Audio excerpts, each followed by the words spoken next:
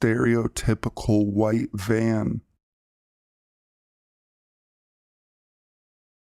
When I was in middle school, our school bus would always drop us off at the bottom of a hill.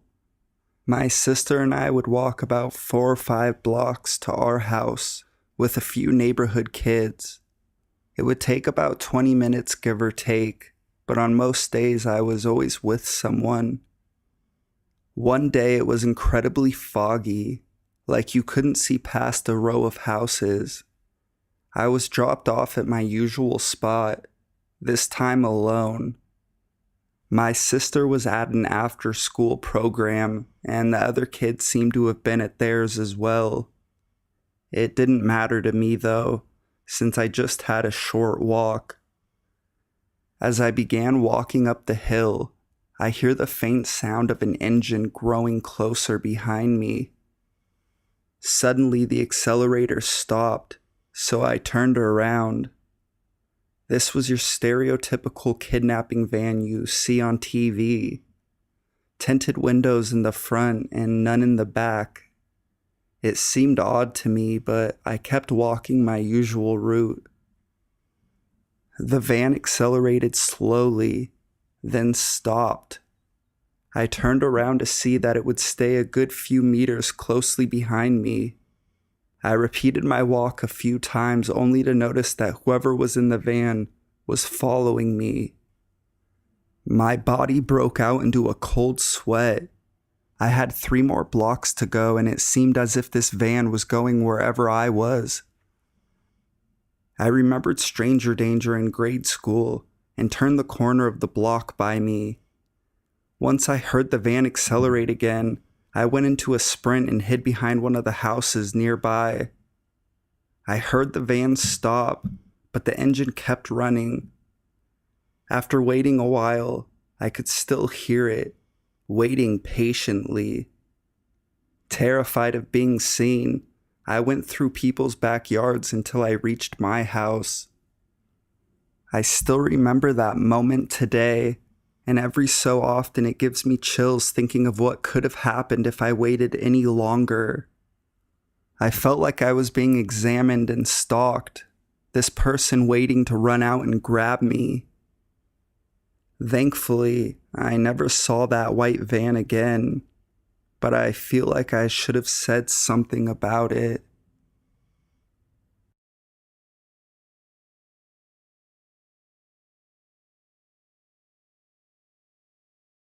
Scraggly man walked into my house.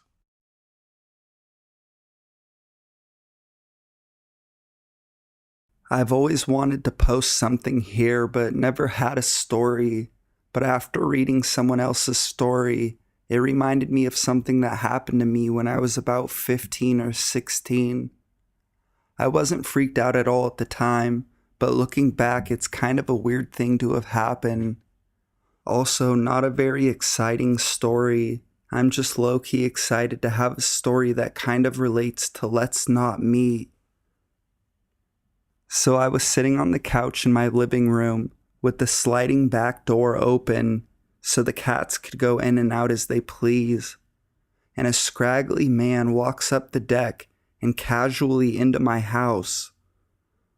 I didn't think much of him because all my mom's friends are musicians and some look a bit worn. So I said hello, thinking he was here to pick up a guitar or drop something off. He said hey and asked what I was doing, and I said just eating a sandwich and watching TV. What's up? And he started talking about how a car was parked too close to something in the way, like mumbling about a car situation that didn't make sense, or enough sense for him to have to walk inside of my house without knocking to tell me. And I knew none of our cars were close to anything because they were parked behind our house, where they always were. I said something like, "Oh, sorry, but those aren't my cars, so I can't move them." Then he said something like, "Never mind, it's okay. Bye," and left. I didn't think much of it still and brushed it off as one of my mom's friends or a neighbor or something like that. I told my mom about it later, and she was immediately freaked the hell out that some strange man just walked inside of our house. She said none of her friends were coming by and they would knock on the door if they were. I'm glad I was there to catch him off guard and not in the shower or sleeping, because I don't think he was expecting to see someone as soon as he walked inside. I don't know what he was planning on doing in my house, but let's not meet again. Strange man that walked into my house.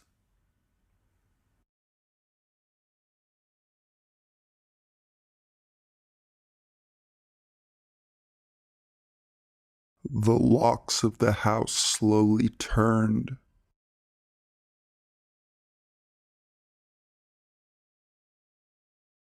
One day when I was younger, my mom and I visited my aunt's apartment. It's a giant-looking house with a side driveway that leads around the back to a small parking lot for tenants, with the house's entrances being off to the side facing away and hidden from the busy street. I do not remember how old I and my cousin, aunt's daughter, were, but to the best of my memory, we were both somewhere around the age of 8 to 12, with her being slightly older than I. So my aunt and my mom decided to go shopping, and we're then going to pick up a pizza on the way back for us all to eat. Me and my cousins were ecstatic, as we loved pizza. Our parents left, and me and my cousins stay and watch TV with the volume really low while browsing on our laptop. It's probably about 25 minutes after our parents left when we start seeing the front door lock shaking. We thought our parents were back home, but then we noticed something suspicious. Instead of the locks of the door quickly turning as if our parents got back, we instead saw that the locks were very slowly turning to unlock. We suddenly both realized that it wasn't our parents, and definitely an intruder. We both stare at the front door silently, freaked out and frozen. I always thought those horror movies where the actors stand frozen in fear like idiots were fake, but it was this moment that proved that idea wrong. As we both stood there frozen in horror, we saw the top lock finally turn all the way after what felt like half a minute. Then we start to see the bottom lock slowly start to turn, when suddenly my cousin breaks free from being frozen in fear and sprints to the door and turns both of the locks to prevent the door from being opened. We dared not to look out the second-story window to see who was trying to get in. We were horrified and stayed quiet waiting in the living room. We didn't say a word to each other and just sat there on the couch. It was about 15 minutes later when our parents got home, and we told them the whole ordeal and they were shocked. We don't know what would have happened if my cousin didn't sprint to the door, but to this day I can remember very vividly seeing the door lock shaking rapidly and slowly turning. It was definitely very scary.